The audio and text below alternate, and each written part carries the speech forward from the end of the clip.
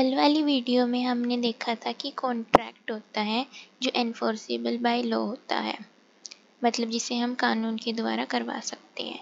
अब आगे हम कॉन्ट्रैक्ट में देखेंगे हमारे पास types of contract on the basis of कितने टाइप के कॉन्ट्रैक्ट्स होते हैं।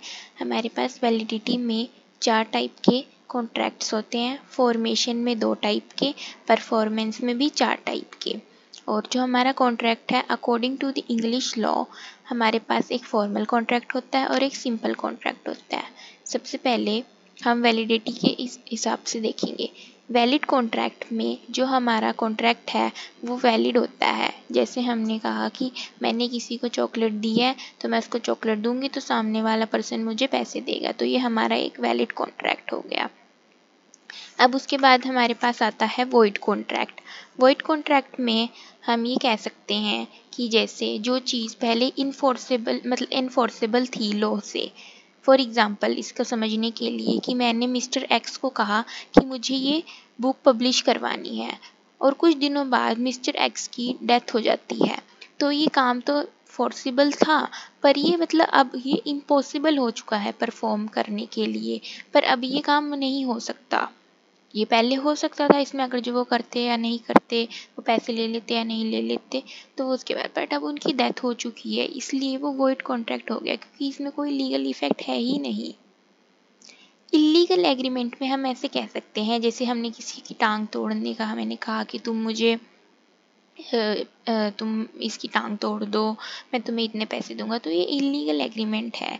इसको हम इन्फोर्सेबल नहीं करवा सकते लोगों के पास। एक अनइन्फोर्सेबल होता है, कुछ ऐसी चीज़ होती है जो कानून के द्वारा इन्फोर्सेबल होती है। इसमें हम ऐसे कह सकते हैं कि जैसे कुछ गलत चीज़ होगी जो मतलब कानून अलाउ ही नहीं करती इसको करने के लिए। अब जैसे कोई ड्रग्स की डील करता है तो मैं उसने मुझे पैसे नहीं दिए, तो अब मैं कोर्ट में जाके ऐसे नहीं कह सकती कि भी मैंने उसको ड्रग्स दिए थे, उसने मुझे पैसे नहीं दिए। ये कानून के द्वारा पहले ही बोला गया है कि ये चीज़, वो कानून तुम्हें उल्टा के तुम्हें खुद कहेगी कि तुम गलत काम क्यों कर रहे हो। अब उसके बाद फॉर्मेशन में हमारे पास एक्सप्रेस कॉन्टैक्ट होता है और एक इम्प्लाइड कॉन्टैक्ट होता है। एक्सप्रेस कॉन्टैक्ट तो वो होता है जिसमें हम लिख के या बोल के कोई चीज़ करते हैं, जैसे कि हमने कोई ऑफ़र दिया बोल के कि तुम ये ले लो, मैं तुम्हें वो दे रहा हूँ, इसके मुझे तुम इतने पैसे दे दो, ये वगैरह वगैरह जो हम नॉर्मली करते हैं। इम्प्लाइड कॉन्ट्रैक्ट ये होता है जिसमें हम एक्शन के द्वारा करते हैं। फॉर एग्जांपल जैसे अब मैं बैंक में गई, वहाँ पे एटीएम मशीन में मैंने अपने पैसे निकलवाने हैं, तो मैं एटीएम मशीन के साथ कोई बोलूँगी या कुछ ऐसे नहीं करूँगी, मैं उनके सीधा अपना कार्ड है जो वो कार्ड स्वाइप करूँगी, अपना डिजिट डालूँगी, जो भी कोड है मेरा वो करूँगी, तो मेरा पैसे आ जाएंगे। तो इसमें हमारा एक एग्रीमेंट हो गया जो मेरे एक्शंस के द्वारा हो गया। इसमें मैं एटीएम मशीन को बोलूँगी तो नहीं कि तुम मुझे पैसे दो, मैं तुम्हें कार्ड ये दे रही हूँ, ये वो कर रही हूँ, तो इसमें मैं बोलूँगी नहीं, ये हमारा एक्शन के द्वारा होता है। अब जो परफॉर्मेंस होती है, परफॉर्मेंस में हमारे पास 4 टाइप आते हैं, यूनिलेटरल, बाइलेटरल, एग्जीक्यूटेड, एग्जीक्यूटरी। अब जो हमारा यूनिलेटरल होता है, यूनिलेटरल से हमें समझ आ रहा है, अब नाम बोलते हैं कि एक साइड। यूनिलेटरल मतलब जहाँ पर जो एक ड्यूटी है, मतलब एक पर्सन ने अपनी ड्यूटी फुलफिल कर दी पर जो दूसरा पर्सन है उसने अपनी ड्यूटी फुलफिल नहीं करी। जैसे मैंने किसी आइसक्रीम वाले को कहा कि मुझे आइसक्रीम दे दो, मैं तुम्हें इसके बदले में मतलब मैं तुम्हें पैसे दूंगी, वो मुझसे पैसे तो ले लेगा पर वो मुझे आइसक्रीम नहीं देगी, तो उसकी तरफ की जो उसकी ड्यूटी है वो अभी पेंडिंग है क्योंकि उसने मुझे आइसक्रीम नहीं दी।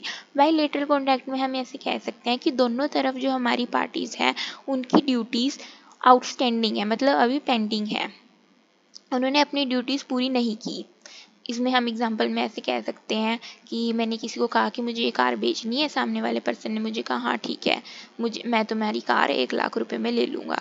तो अब सिर्फ इसके बारे में बात हुई है, उन्होंने ना अपनी कार बेची है अभी, ना उसने उसको अपनी कार दी है, ना उसने उसको 1 लाख रुपए दिए, तो ये हमारा आउटस्टैंडिंग है, मतलब अभी पेंडिंग है, ये अभी चले नहीं है, एग्जीक्यूट नहीं हुआ है। ये एग्जीक्यूटेड कॉन्ट्रैक्ट्स ये होते हैं जो completely perform by all parties, मतलब इसमें हम ऐसे कह सकते हैं ये completely perform by both parties. जैसे इसमें हम सेम एग्जांपल ले सकते हैं कार वाला, कि मैंने उसको कार दे दी, उसने मुझे पैसे दे दिए, तो उसने अपनी लीगल ड्यूटी पूरी करी, मैंने अपनी लीगल ड्यूटी पूरी करी।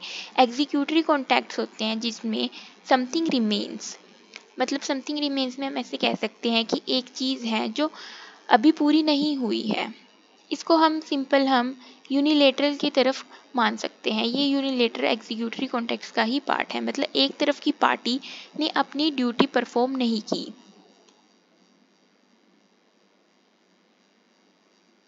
उसके बाद हमारे पास एसेंशियल्स ऑफ वैलिड कॉन्ट्रैक्ट आते हैं।